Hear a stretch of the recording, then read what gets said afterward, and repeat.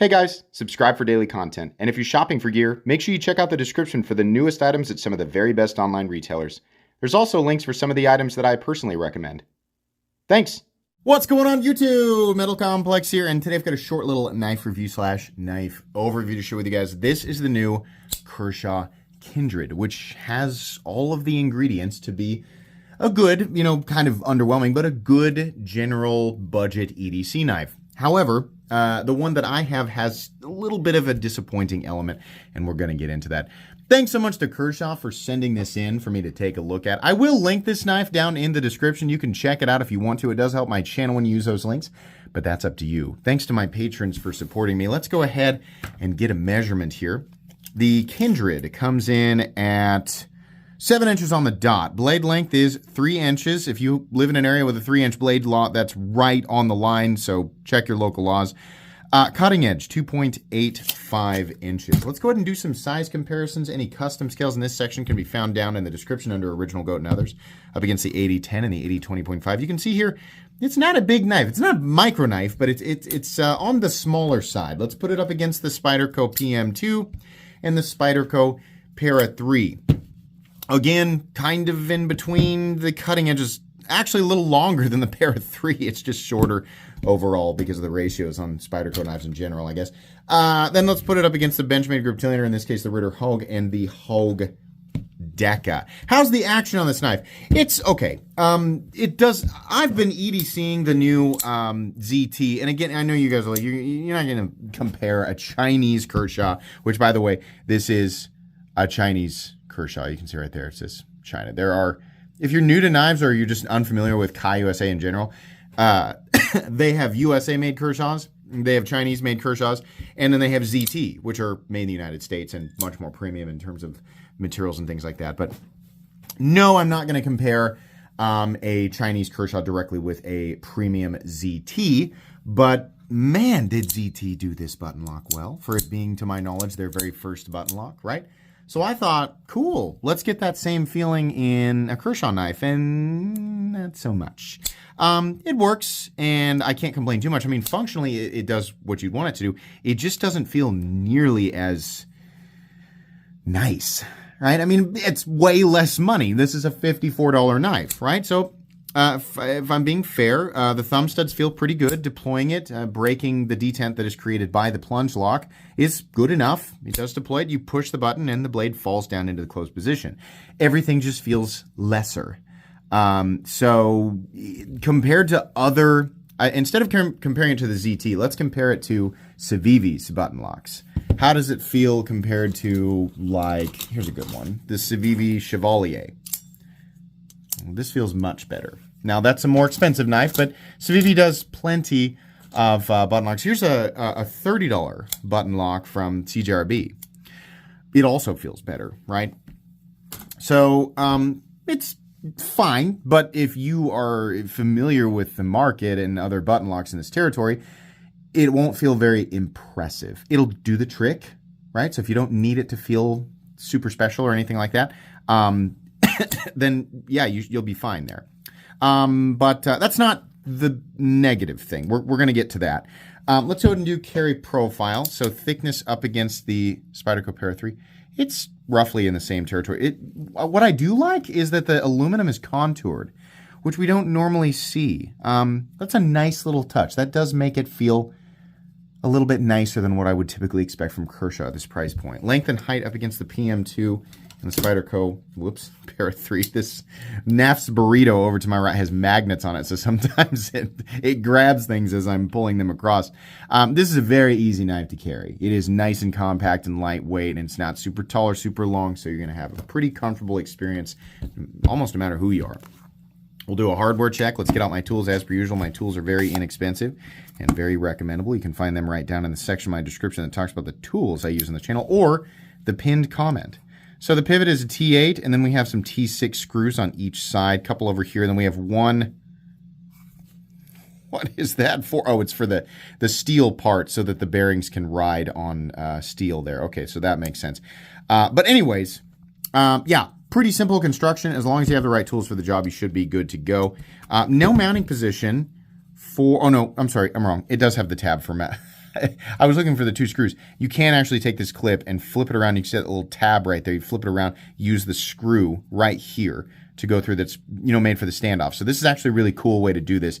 And, for other manufacturers, knife makers or whatever, if people complain, why do you have lefty options? Even though this is a right-handed button lock, left-handed people would appreciate having a way to mount their pocket clip. So having it so that you can use the screw that it goes into the standoff here, and at the same time pop this out and just flip it over to the other side. Just flip these pieces around and you're good to go. That's actually a really nice way to do that, and it does not create any aesthetic eyesores like filler tabs or anything like that. So that's nice. As long as you have the right tools for the job, you should be good to go. Let's weigh it real quick. So we are looking at aluminum, and you're looking at, if we can see it, I don't know if you guys can actually, even if I put a flashlight in here, but there's going to be probably a steel washer up here on this side. But you're not going to have bearings running on aluminum. I thought maybe they'd have a whole liner in on this side, but no, you're not going to have the bearings running on straight aluminum. So most of the frame is aluminum, but no real milling for weight reduction or anything like that. Not that it really needs it. And then we have a D2 blade. So nothing special here, but D2. Nothing wrong with D2. In fact, when it's heat treated properly, it's going to have good edge retention. You're looking at 2.6 ounces, which is unsurprising. Actually, really good ratios. Your balance is probably going to favor slightly the frame. Yeah, a little bit. It's pretty right behind the pivot. The whole knife is lightweight enough that it just doesn't, no part of it feels awkward or clunky. It just feels like a lightweight, compact object with a blade attached to it. Let's go ahead and measure the blade stock thickness, which, there we go. So the blade stock thickness on this knife is coming in, I'm going to guess 115 to 120.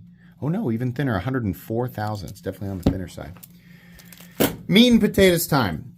So what is bothering me? You've drugged this on for 7 minutes. What is bothering me? I want to preface this by saying I carried and used this knife like a regular pocket knife, and I don't abuse things. I don't do anything super crazy. I just carry it like a typical pocket knife. Furthermore, I did test this when I first got it, and I don't do a lot of really hard. Obviously, I could probably get that to disengage by beating on it on concrete, but I'm not going to do that. It doesn't create a realistic scenario. The lock is fine, and it hasn't disengaged. It didn't disengage during use. Actually, my experience with this was pretty straightforward. This was an easy knife to carry and use over the couple of days that I carried and used it and rotated it out with other things that I'm also reviewing. And the cutting geometry feels pretty good. I think overall the fit and finish of this knife is indicative of, this change. Whatever Kershaw changed over the last few years is very clearly been applied to this. I don't know if they switched OEMs or if their Chinese OEM just upgraded all their equipment, but everything's good. The cutting bevel's good. The finishes look even. The frame and the hardware, everything fits together really well. Good stuff. Pretty much everything that I have received from Kershaw, whether it's something super cool and wild and new, or if it's just kind of more the same, kind of a basic like this. This is very basic.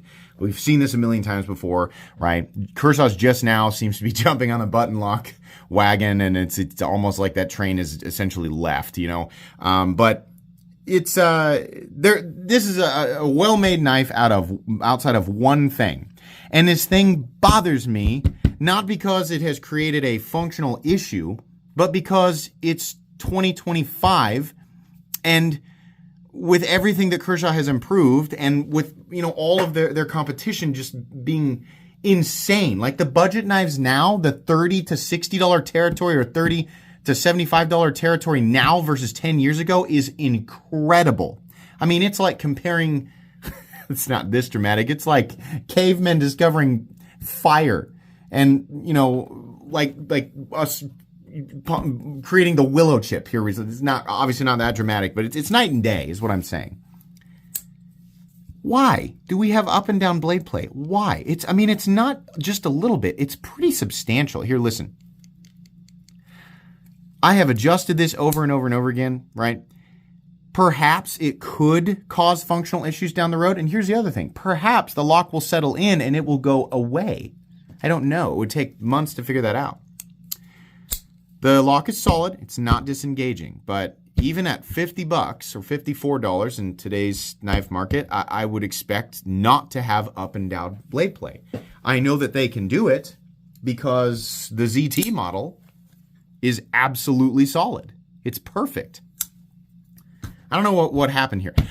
Most likely, I got a little bit of a booger goofer knife, which is it's hard for me to believe because I have to assume Kershaw would want to send me the best of the best. They'd want to send me one that they know for sure, like that they got out and was perfect. Maybe they don't do that. Maybe they just grab a box and here you go.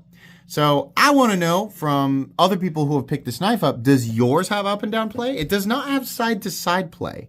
It has up and down play, which means the plunge lock where it engages with the blade has it was cut incorrectly. It shouldn't move at all, even on an inexpensive knife. Again, Chinese CJRB, right? Pyrite light, or is that what this is?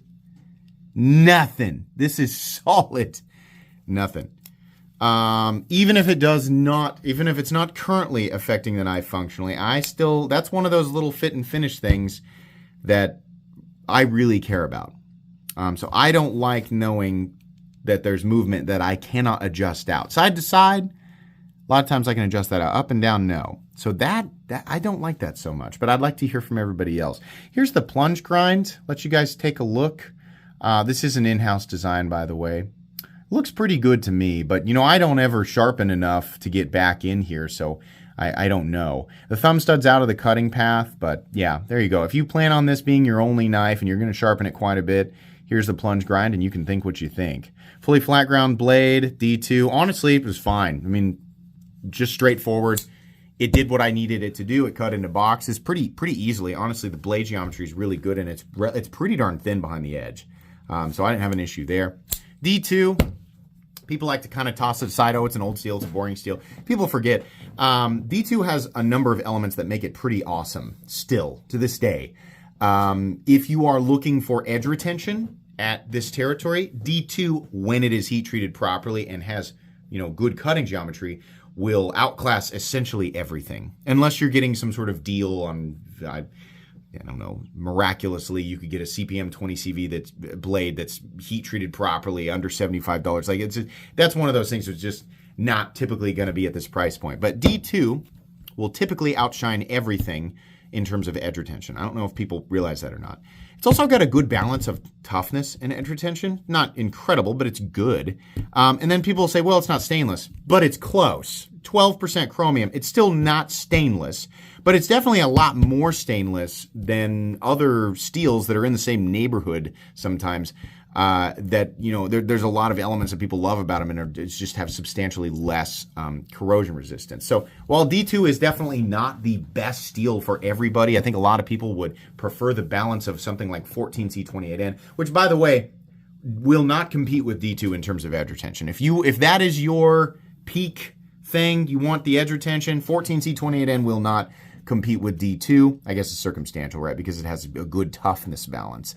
But light cutting and, cardboard and things like that, D2 properly heat treated, right? If we're talking apples to apples, same geometry, properly heat treated, 14C28N versus D2. It comes down to preference, but D2 will outshine it in terms of edge retention. The question is whether or not you're getting really good HRC on your D2 at this price point. And the answer is, as many of you know, is typically no, it is not optimized, right? I don't do HRC testing. I don't have that equipment, but this edge didn't fatigue immediately with my light basic testing, but I don't do anything crazy. So I'm honestly not sure what HRC range Kershaw's getting this to. I'd be very surprised to find out they're hitting this at 61, 62. I would venture to guess it's less. So I don't know. Probably not anything special, right? But still what we generally expect within, I don't know why I'm going on this rant about D2. It's generally what we'd expect for the $50 to $54. Ergonomics, very comfortable knife, right? Jimping, it's fine. Typical Kershaw. I can feel the up and down play just as soon as I push my thumb into this. It's enough movement. It's not like I have to search for the click. I can hear it. It's way off. Couple of thumb studs here. Pocket clip, honestly, really good. Really great pocket clip. I love this. It's about perfect. In and out of the pocket, really simple. Really easy. Like I said, no left and right blade play, just up and down. Does run on bearings. Do we have pivot lash? We have no pivot lash. It's literally just the plunge lock, which creates a very underwhelming blop. Just kind of a blop. This is a good knife. It's not anything new or special, right? It's a good knife in general outside of the plunge lock. The detent feeling kind of lumpy. The action feeling meh. And the plunge lock not engaging in a way that eliminates up and down play, which again is not stopping the knife functionally, at least yet, but I have no idea if it's going to get better or worse. So yeah, I don't know. I think Kershaw needs to take another look at their plunge locks. And whatever they're doing with the ZT, like, this is superior in every way. It sounds better. It feels better. The detent feels it's so smooth. Oh my gosh, it's such a good, it's crazy, night and day, right? But these are made in different factories, right? So whatever your Chinese OEM is doing, I would suggest that they take another look at that. I would hope that this would get better. Like this knife is not something that I would tell people to, be beaten down doors to get. Even if it was, if the plunge lock was perfect, even then I'd be like, yeah, it's okay. Sure. Cheap knife. I'll put it on my cheap knives I like playlist, but that'd be about it, right? It wasn't doing anything spectacular to begin with, but I would say Kershaw needs to take a look at whoever's making their Chinese button locks, because it needs to be improved.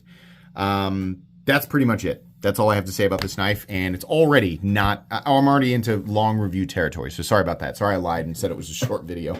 I got into ranting a bit there. Please make sure to follow me on Instagram at metal_complex. If you enjoyed this video, leave a like. If you'd like to check out my other content, I do, of course, have lots of videos of knives that are either expensive or inexpensive that I do or don't like, so check those out. And if you enjoy all my content, go ahead and click on that Metal Complex logo right there and subscribe, because there's definitely more coming. Thanks again for watching, everybody, and have a great day.